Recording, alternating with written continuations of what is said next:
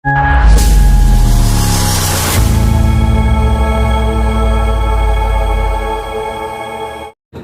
nih. Iya. Pengacara Jokowi, pengacara Paiman nih. Siap. Gua kan disuruh Profesor Paiman lihat. Saya kenal bang, itu lama. CS dia bang. Makanya saya lihat happy semua nih. Iya. Harga itu kerjaannya Beliau kan orang baik bang. Berarti bukan ada harga ya, ada harga ya dong. ada. Ini ABK nya. Mana bos tuh? Sudah bang. Udah.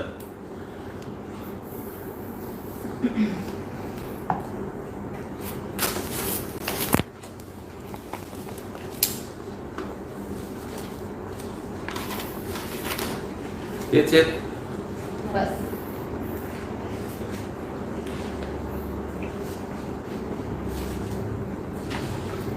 Saudara dapat yang tadi nggak makan siang kalian? Kita lihat di atas meja ya.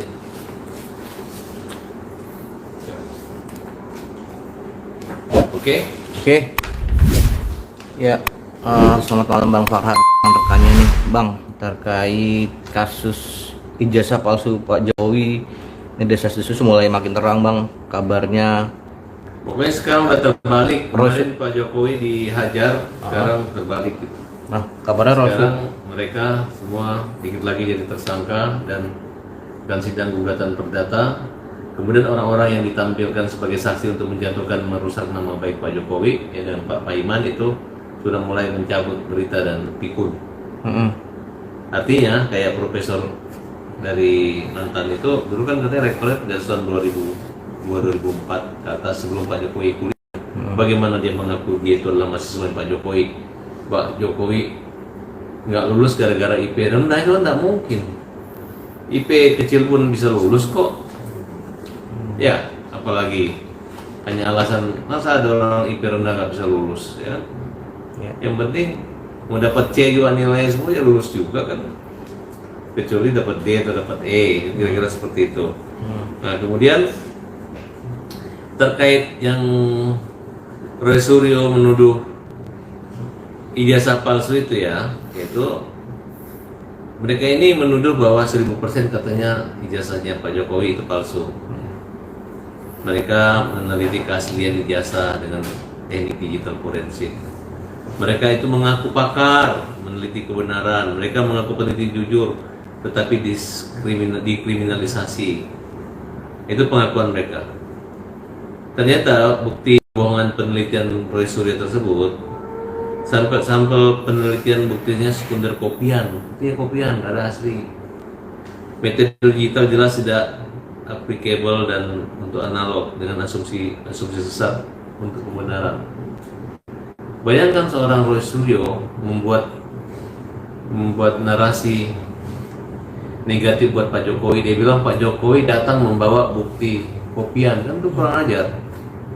Ya, udah jelas kalau tidak ada bukti asli fotokopi, bukti asli ijazah Pak Jokowi nggak akan naik ke penyidikan. Lembaga kampus UGM sudah menyatakan Pak Jokowi adalah mahasiswa dan ada ijazahnya.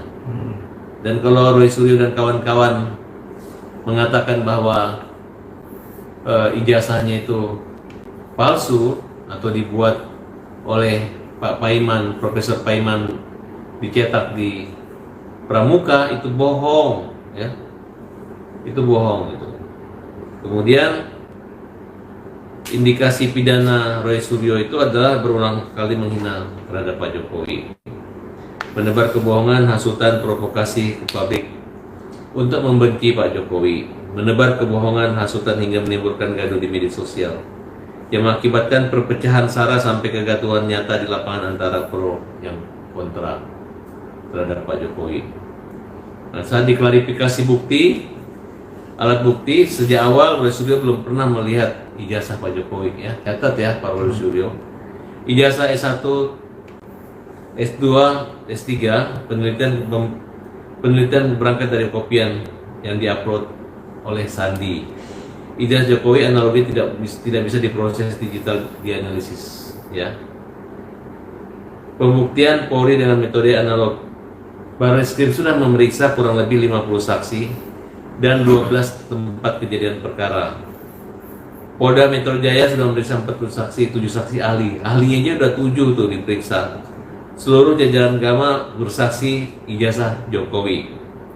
Berkas dokumen ijazah tidak melengkap. Bukti jejak di KPU dari wali kota 2 kali, gubernur Jakarta sekali, dan presiden 2 kali. Nah, serta foto-foto teman mulia KKN-nya lengkap. Hasil lapor dan bendel ijazah Jokowi itu identik. Ada hasil laboratorium forensiknya. Kesaksian dari Gajah Mada terhadap adanya kejanggalan. Pengukuhan gelar profesor baru dilaksanakan beberapa tahun setelah diperoleh gelar. Di masa itu pencantuman nama Profesor Sumitro atau Sumitro terjadi tidak hanya di ijazah Jokowi. Pengukuhan gelar profesor baru dilaksanakan beberapa tahun setelah diperoleh gelar. Itu maksudnya profesor itu setelah beberapa tahun, ada juga yang cepat. Gama dengan tegas disertai dengan dokumen lengkap bahwa Jokowi pernah kuliah KKN dan membuat skripsi sampai lulus menjadi sarjana. Itu nggak usah diragukan lagi ya, hai rakyat Indonesia. Jangan dengar narasi-narasi buruk sama orang-orang yang akan jadi tersangka saat ini. Penghinaan narasi wayang yang ditulis di kaos. Nah itu contoh penghinaan. Dia itu membuat gambaran wayang kong kali kong, ya. Fotonya memang foto-foto yang bisa dikatakan mirip, dan pasti ada foto anak dan pesan maupun iparnya Pak Jokowi, ya. Pencemaran, penghinaan, menebar kebohongan, hasutan, ya. Provokasi ke publik untuk membenci Pak Jokowi itu dilakukan oleh mereka. Berulang-ulang menebar berita bohong berakibat perpecahan sara. Ini ada Rismon. Kalau Rismon ini dia pakai digital forensiknya membantah bahwa ijazah Jokowi analogis sehingga tidak valid. Diteliti dengan digital analisis. Fraksi penelitian Jepang. RN ini bukan lulusan Yamaguchi, ya. Gama mendeteksi adanya kejanggalan, bukan kejanggalan itu bukan berarti ada indikasi palsu. Banyak soal yang mirip dengan seperti Pak Jokowi. Kemudian tindak pidana daripada Rismon itu menyebar fitnah Jokowi, pemalsu ijazah, menhasutan provokasi ke publik untuk tidak mempercayai aparat instansi Kapolri dan Bidum lapor. Jadi Rismon ini mengajak orang untuk membenci dan tidak percaya kepada Barreskrim, kepada Kapolri, kepada Dirbidum lapor Polri. Berulang kali menebar berita bohong berakibat perpecahan sara, gaduh di lapangan. Itu. Oleh karena itu, hari ini kita sudah diperiksa untuk klarifikasi bukti dan data. Tanggal 24 dilanjutkan, 21 dan 24 itu akan dilanjutkan pemeriksaan saksi-saksi.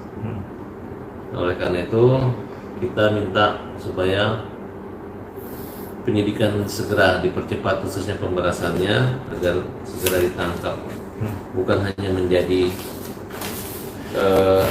wacana-wacana berita-berita yang tidak bermanfaat. Kemudian sudah keluar penyelidikan yang ditujukan kepada Kajati, Kepala Kejaksaan Tinggi Daerah Ibu Kota Jakarta, di mana tebusannya itu kepada Kapolda Metro, Ketua Pengadilan Jakarta Pusat, Bapak Joko Haji Widodo pelapor, Andi Kurniawan pelapor, Ricumanan pelapor, Maret Samuel Suiken pelapor. Nah, kita bacakan terlapornya, ada itu Egy Sujana, Rizal Padilla, Kurnia, Rustam Effendi, Damai Hari Lubis, KRT, Roy Surjo, Noto Prijo, Rismon Hasiholan, Sianipar, Tipauzia, Kisama, Abraham Samad, Mikael Benyamin, Sinaga, Nurdin Nurfiansa Susilo, Ali Ridho Ali Hussein. Mereka ini adalah terlapor dan siap-siap, ya, menjalani hidup yang mungkin berponis, ya. Nah, sekarang mereka itu tidak ikhlas kalau mereka dikatakan menghina, dan mereka sudah saling tidak mengaku. Bahkan sebenarnya bukti-bukti rekam digital mereka itu ada. Yang sekarang yang mulutnya sangat jahat ini ada beberapa orang yang kita berharap segera. Kemudian kita sudah mengajukan gugatan perdata terhadap orang-orang yang kita anggap merugikan dan melakukan perbuatan melawan hukum. Di antaranya Egy Sujana, Roy Suryo, Tipauzua Tisalma, Kurnia Triroyani, Rismon Hasiholan Sianipar, Bambang Suryadi Victor, dan Dr. Gigi Hermanto. Nah, turut tergugatnya Bapak Kapolri, Pak Joko Widodo, dan mantan Presiden Indonesia dan Rektor Universitas Gadjah Mada. Intinya mereka ini adalah orang-orang yang mana saya akan bacakan petitum yang kita akan mintakan ke majelis hakim pada saat nanti dan memvonis, meminta keinginan mengabulkan permohonan kami, menerima mengabulkan gugatan perdata dari Pak Paiman ya sebagai pemohon, sebagai penggugat, menyatakan para tergugat telah melakukan perbuatan melawan hukum kontrak maksudnya terhadap penggugat, menyatakan surat penghentian yang dikeluarkan oleh Barreskrim itu sah, menyatakan surat penghentian penyidikan yang turut tergugat satu pengaduan dibuat oleh tergugat satu sebagai pelapor tindak pidana pemalsuan 263. Barreskrim Polri sah, mempunyai kekuatan hukum yang mengikat dan tidak dapat diganggu-gugat oleh siapapun, menghukum tergugat untuk membayar kerugian materialnya 750 juta, imaterial 750 juta, memulihkan nama baik, rehabilitasi penggugat diumumkan di berita baik nama baik penggugat, nama baik Pak Paiman profesor ini yang dituduh mencetak dan mengetik skripsi Pak Jokowi. Kemudian memulihkan rehabilitasi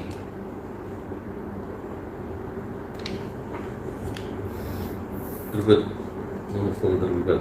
Bentar ya, saya ada kurangnya Bapak.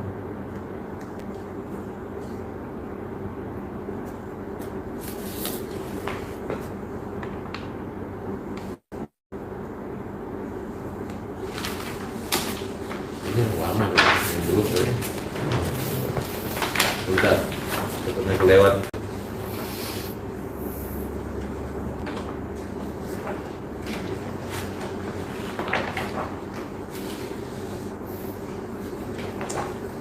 Memulihkan dan merehabilitasi nama baik turut tergugat dua. Nah, turut tergugat dua ini adalah Pak Jokowi. Ya, kami harapkan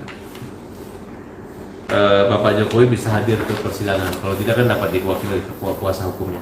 Kemudian mendukung dalil-dalil gugatan kita. Karena saat ini posisinya posisi hore gitu.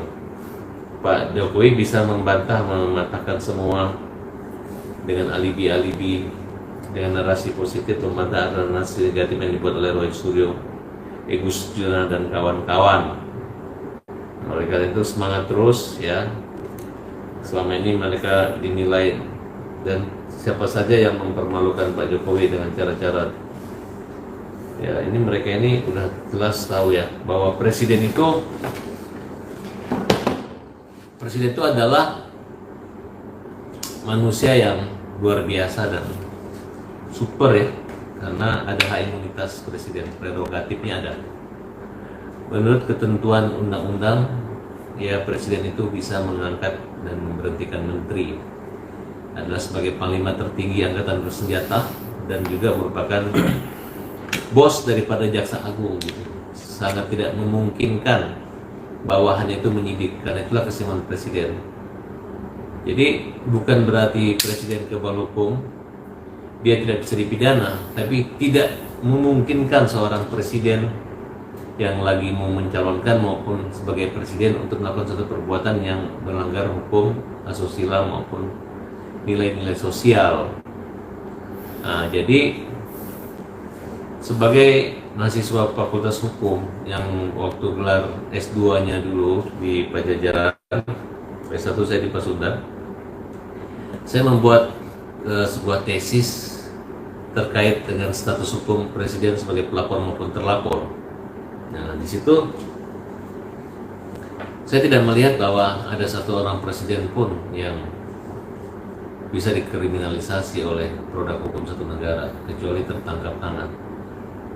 Di Indonesia belum pernah kasus Bulog Gate, Brunei Gate gitu. Harusnya yang namanya seluruh baik Abraham Samad maupun Roy Suryo dia tahu gitu. Kalau produk hukum itu sudah mementahkan segala hinaan, fitnahan, penghasutan terhadap Pak Jokowi, harusnya mereka berhenti. Mereka tidak berhenti, stop. Bahkan ketika saya memberi saran mereka untuk minta maaf, mau nggak mau ngapain dengan ijazah palsu, ya kan? Nah, ini saya udah tegur Pak Roy Suryo, itu kan mantan menteri gitu, mantan anggota dewan, kok begitu ngomongnya Pak? Nggak takut? Ya kalau nggak takut memang kan orang bisa bosan lihat bapak seperti itu. Ngomongnya kayak apa ya, kayak mama-mama yang berantem, yang merepet-merepet, yang nggak penting ya. Nah kemudian akhirnya mereka sekarang sedikit lagi jadi tersangka ya. Ya kita lihat, kita buktikan aja. Nggak akan ada buktinya, nggak ada bukti asli. Kemarin dia bawa profesor yang dari UGM. Saya dapat informasi, ya itulah, diberi masukan yang tidak benar. Mungkin bapak ini udah tua, udah mulai pikun, sehingga yang keluar juga tidak nyambung daripada apa yang terjadi gitu. Misalnya Pak Jokowi jadi mahasiswa tahun 80-an, dia jadi rektor. Masa direktur tahun di atas 2000 dia bilang Jokowi mahasiswanya, kan itu nggak mungkin. Nah kemudian dengan sombong, dengan angkuhnya para penghasut, penghujat Pak Jokowi ini seolah ingin menipu seluruh rakyat Indonesia. Saya yakin ini adalah satu konspirasi karena faktor ekonomi gitu. Karena sudah tahu salah, nggak mau minta maaf. Mungkin sudah terlanjur dibayar dan sudah mendapatkan honor, sehingga dia nanti takut diminta kembali uangnya gara-gara tidak sesuai target itu. Nah, makanya saya bilang sama teman-teman, segeralah kalian minta maaf gitu. Nanti saya bilang sama Pak Presiden Jokowi, ya, saya bilang kenapa Pak Jokowi itu walaupun bukan presiden, dia adalah ayah dari wakil presiden. Orang kalau jadi presiden tuh guys, itu kebal hukum ya guys. Itu kalau pensiun 5 tahun dikasih rumah harganya ratusan miliar guys. Ya kalau ada perang yang ingin menyumbang, memberi hibah, melakukan satu kontrak, bahkan kontrak tambang pun bisa tanda tangan presiden. Nggak bisa dilaporkan itu melanggar aturan hukum dan lain sebagainya, sehingga contoh Freeport lah gitu.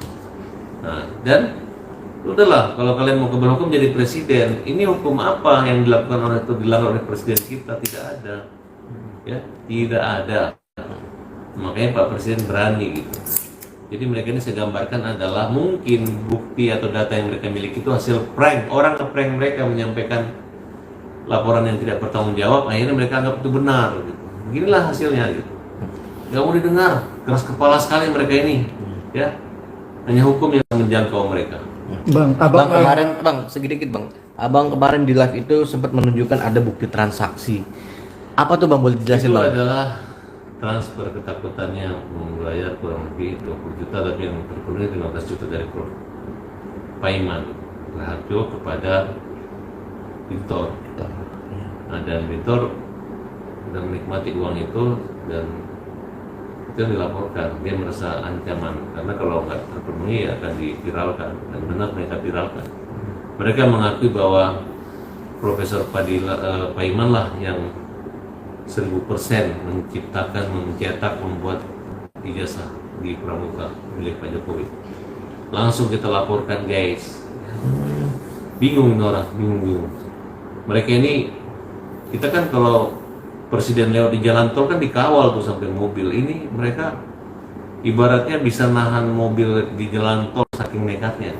Bukan mereka adalah orang yang sama dengan presiden, bisa dia berguling di jalan tol biar presiden nggak lewat, tapi nggak guling-guling di situ, padahal udah tahu itu jalan tol nggak boleh orang guling-guling. Nah itulah kira-kira gambaran mereka. Bang, kapan Bang? Boleh tahu Bang transaksinya itu Bang? Apakah minggu ini apa gimana Bang? Tanggal 8 kemarin. Tanggal 8. Soalnya kan ada video Bang, sempat ada pertemuan Prof. Paiman dia dengan minta maaf. Ah, itu minta maaf. Gara-gara uangnya kurang dihajar lagi gitu. Oh. Pak itu sudah minta maaf Bang ya sebelum ada transaksi itu Bang. Maaf, tapi dihajar lagi.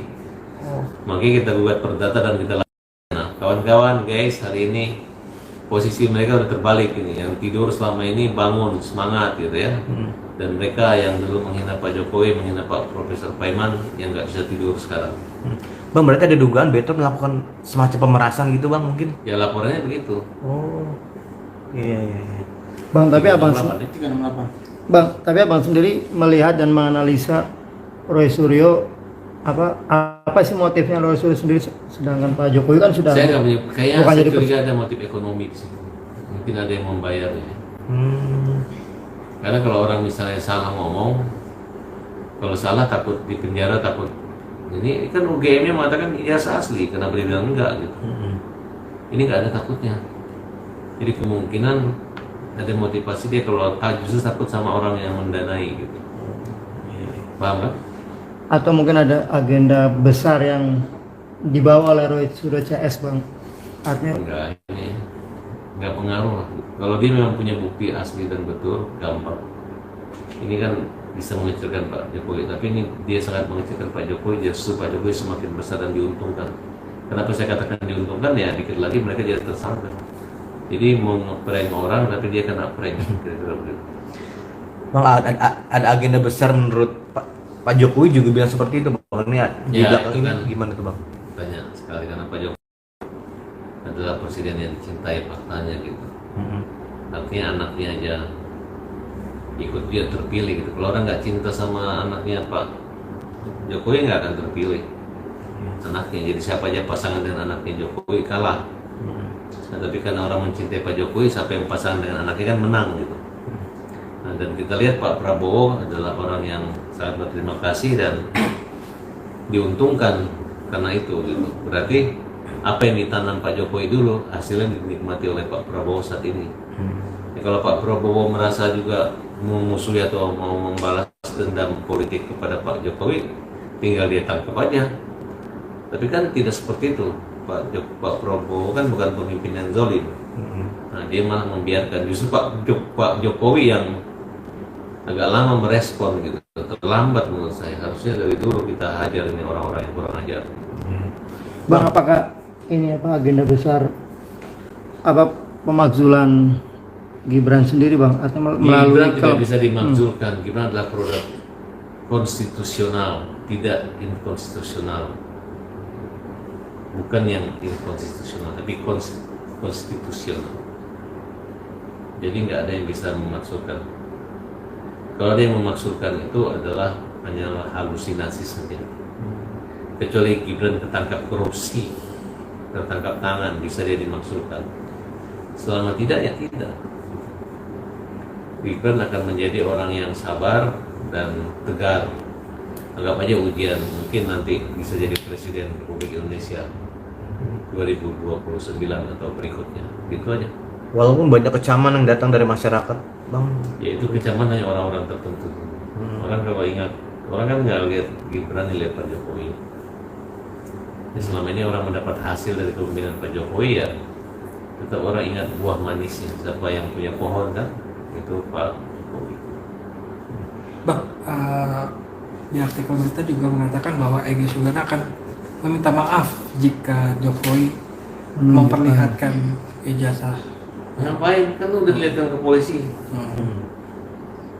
Ya kan? Sekarang boleh kalian bilang, kamu korupsi, hartamu hasil korupsi. Udah, mau bawa ke polisi sana, kamu ngaku, kamu nggak datang. Terus saya bilang, saya akan minta maaf sama Anda kalau Anda menunjukkan bahwa hartamu dari mana gitu. Ngapain? Itu namanya hukum rimba ya, hukum yang tidak punya etika gitu. Kamu misalnya Profesor E punya istrimu 11, tapi kalau kamu jujur istrimu bawa sini 11, saya maafkan kamu. Itu kan kayak anak kecil. Jadi orang jangan semakin tua semakin pikun ya. Harusnya orang semakin tua semakin bijaksana, harus berpikir positif. Jokowi ini bukan level manusia biasa, dia presiden. Yang jalannya aja ada protokol, ada yang kalau makan nih presiden itu dicicip dulu gitu. Kalau ada racun yang dicicip dulu meninggal. Paham? Ini terbalik, jangan. Ya memang sama, berdiri sama tinggi, duduk sama rendah, tapi kan tetap aja berbeda, ya kan? Oke. Bang, abang kan sekarang kan kuasa hukum Pak Paiman Raharjo, Bang ya. Gimana sih, Bang, awal mulanya Pak Paiman tiba-tiba terseret gitu, Bang? Padahal kita tahu dia kan hanya seorang. Saya nggak tahu. Saya nggak tahu, makanya bingung gitu. Kalau misalnya Pak polisi misal mengatakan itu ijazah palsu, bolehlah nongol nama siapa aja, mungkin Pak Iman, Pak Farhad, Pak Rafi, Pak Ayat, Mbak Lina. Ini kan nggak ada kaitannya.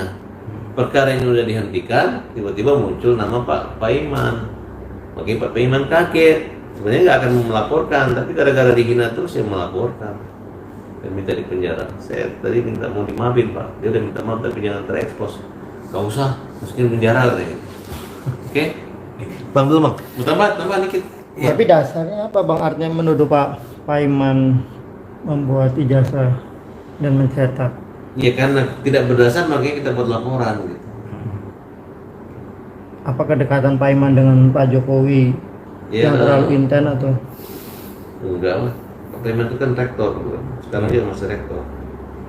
Kan dikasih hadiah profesor. Wamendes kan? Iya, karena profesor. Pak Jokowi insinyur presiden, masa Pak profesor nggak bisa jadi wakil menteri desa? Yang jelas Farhad Abbas pengacaranya Profesor Paiman, gitu. Bang Abang, minggu depan kan Pak Jokowi juga agendanya akan diperiksa juga ya Bang ya, mungkin ya. Nah, itu akan seperti apa Bang? Mungkin apakah semua itu Saya kan diartikan? bukan pengacara Pak Jokowi, saya kan pengacara Pak Paiman. Enggak, artinya mungkin akan mengupas semuanya, tabirnya akan makin terlihat jelas Bang minggu depan gitu Bang. Ini mah mentah di UGM aja udah selesai, itu nggak perlu Pak Jokowi persoalan. Kecuali UGM yang bilang Pak Jokowi ijazah saya palsu, boleh, ya kan? Kita pakai 1000 pengacaranya, nggak usah pakai lawyer dia, Pak Jokowi selamat. Oke? Bang, apa kerugian besar Pak Iman dengan tudingan membuat ijazah? Ya, pertama dia diberhentikan jadi komisaris Pertamina, diberhentikan jadi doktor dari profesor dari rektor Yang di di Mustopo kan? kan udah lama. Ya kan pengaruhnya ya saya nggak tahu, tapi maksudnya dari dulu isu-isu seolah-olah begitu gitu kan. Ya tinggal ganti aja itu kerugian semua. Kita untuk saat ini cuma ganti rugi cuma 1,5 M aja. Dan saya pikir juga dia mungkin nggak bisa ganti juga sebanyak itu. Oke? Terima kasih. Oke, makasih Bang Farhad. Dia sekarang kan di Universitas Jakarta Internasional. Assalamualaikum warahmatullahi wabarakatuh. Pemirsa di seluruh Indonesia, bertemu kembali dengan saya Irma Suryani di Irma Suryani Bicara. Pemirsa, kali ini saya ingin mengomentari terkait dengan pernyataan ya dari Bareskrim Polri bahwa ijazah Pak Jokowi asli. Nah, apa kata saya? Orang-orang ini, oknum-oknum ini adalah oknum-oknum yang memaksakan kehendak. Ya, mereka adalah oknum yang tidak mentaati hukum. Mereka selalu memaksakan kehendak. Ya, orang-orang memaksakan kehendak ini sama, mohon maaf, dengan orang-orang yang dulu sering kita sebut dengan, mohon maaf, orang saya sudah nggak bisa lagi mengatakannya karena nanti dinilai berlebihan ya. Apa namanya? Adalah orang-orang yang pernah membantai jenderal-jenderal di tahun 1965 gitu ya. Kenapa? Karena saya ingin menyampaikan nggak akan pernah selesai mereka ini terus-terusan melakukan pemaksaan kehendak. Mau berkuasa, mereka memaksa